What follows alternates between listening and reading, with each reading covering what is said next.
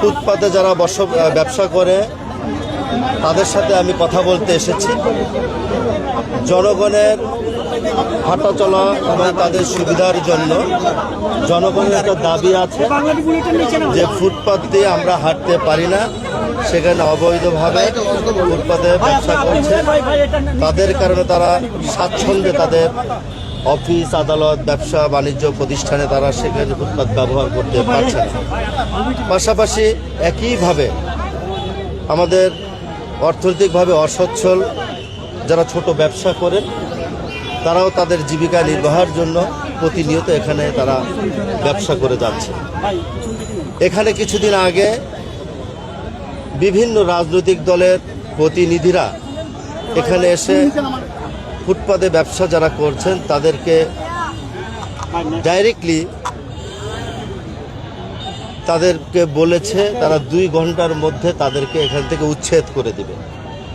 তার এই ফলশ্রুতিতে এখানে আমাদের যারা ফুটপাতে ব্যবসাকারী যারা ব্যবসায়ীবৃন্দরা আছেন আমার সাথে কথা বলেছে এবং তারা বলছে যে আমরা তো ব্যবসা করে খেতে চাই, আমাদের অন্যত্র কোনো ব্যবস্থা যদি আপনারা আমাদেরকে করে দেন তাহলে আমরা অন্যত্র গিয়ে আমরা ব্যবসা করতে রাজি আছি, কিন্তু আমরা আমাদের পরিবার পরিজন নিয়ে এখন খুব সংকটের মধ্যে দিয়ে দিন যাপন করছি, আপনি আমাদেরকে একটু সহযোগিতা করেন।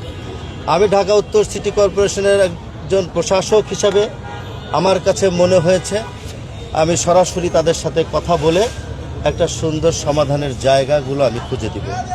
জনগণের যেমন যাতায়াতের ব্যবস্থাটাকে সহজভাবে করে দিতে হবে, তেমনিভাবে একইভাবে যারা গরিব ব্যবসায়ী আছে তাদেরকে একটা ব্যবসায়িক জায়গায় তাদেরকে একটা বন্দোবস্ত করে দিতে হবে।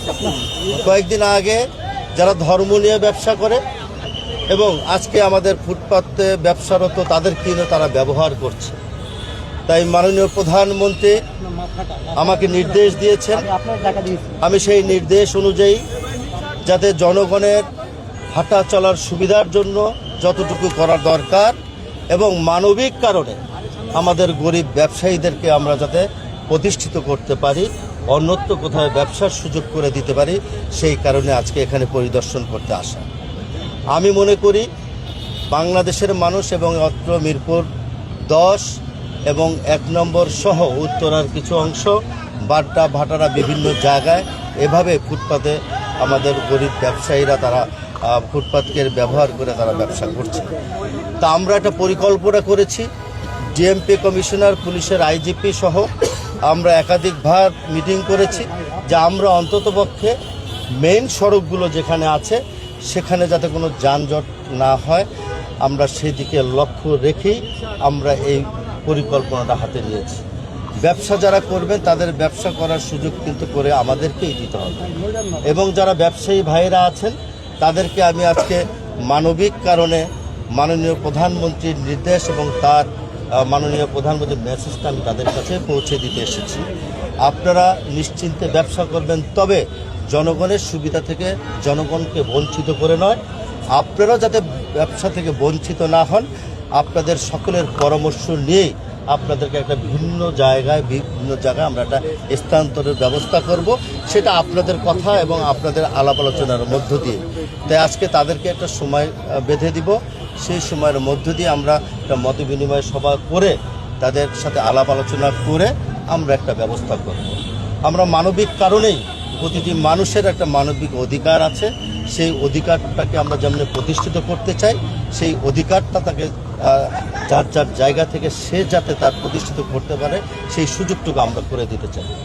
আমরা চাই সবাই মিলেমিশে ঢাকা উত্তর সিটি কর্পোরেশন একটা দুর্গন্ধমুক্ত সিটি কর্পোরেশন থাকবে, আধুনিক বাসযোগ্য একটা সিটি কর্পোরেশন আমরা সবাইকে নিয়ে উপহার দেব। এই কারণে আজকে এখানে পরিদর্শন করতে এসেছি। আপনার সাংবাদিক বন্ধুরা নিজেরাও দেখেছেন, আপনারা আপনাদের পত্রিকা, আপনাদের টিভি চ্যানেলের মাধ্যমে, বিভিন্ন প্রতিবেদনের মাধ্যমে আপনার এই ফুটপাতের বিষয়টা কিন্তু সামনে নিয়ে আসছেন। এবং সাধারণ মানুষও চায় নির্বিঘ্নে তাদের হাঁটা চলার জায়গাটাতে যাতে আটকে না থাকে, তারা নির্বিঘ্নে হাঁটাচলা করতে পারে, সেই ব্যবস্থাটা করার জন্য আমরা এখানে আজকে এসেছি। আমরা তাদের সাথে কথা বলবো, কিছুক্ষণ পরে আমি তাদের সাথে কথা বলে একটা ব্যবস্থা করবো। সময়টা কতদিনের সময় বেঁধেছে? আপনারা দেখেন, আপনারা যদি মনে করেন এরপরে ব্রিফিংয়ের দরকার আছে, আমরা করব, কোনো সমস্যা নেই। আচ্ছা, আমরা প্রথম স্পট কোনটা হবে, কোনটা দিয়ে উচ্ছেদ শুরু হবে? আমি তো উচ্ছেদের কথা এখনো বলিনি, আমি আজকে উচ্ছেদ করতে আসিনি। আমি এতক্ষণ যে কথাটা বললাম, আলোচনা করে চিহ্নিতকরণ করব, যেখানে যেখানে সমস্যা আছে